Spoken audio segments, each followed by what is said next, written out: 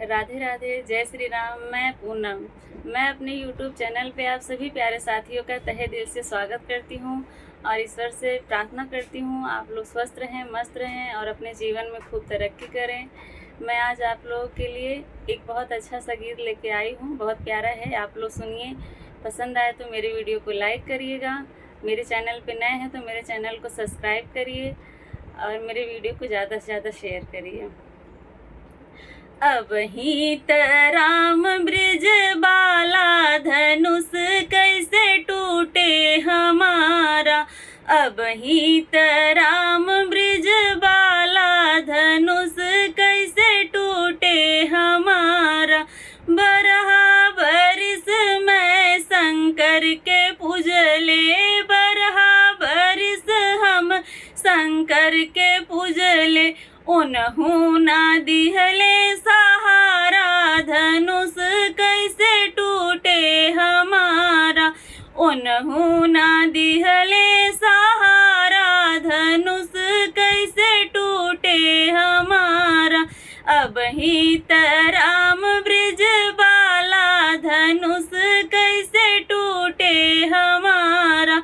अब ही राम ब्रिज बाला धनुष कैसे टूटे हमारा। बरहा बरिस में विष्णु के पूजे, बरहा बरिस में विष्णु के पूजले। उन्हू ना दिहले सहारा, धनुष कैसे टूटे हमारा। उन्हू ना दिहले सहारा, धनुष कैसे टूटे हमारा। अब ही राम ब्रिज बाला धनुष कैसे टूटे हमारा। अब ही राम ब्रिज बाला धनुष कैसे टूटे हमारा। बरहा बरिस हम ब्रह्मा के पूजे, बरहा बरिस हम ब्रह्मा के पूजे। उन्हू ना दिहले सहारा, धनुष कैसे टूटे हमारा।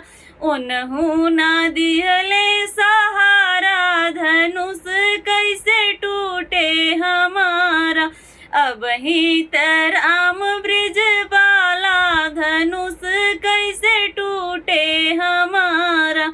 अब ही राम ब्रिज बाला धनुष कैसे टूटे हमारा। बरहा बरिस में कृष्ण के पूजले, बरहा बरिस में कृष्ण के पूजे। उन्हू ना दिहले सहारा, धनुष कैसे टूटे हमारा। उन्हू ना दिहले सहारा, धनुष कैसे टूटे हमारा।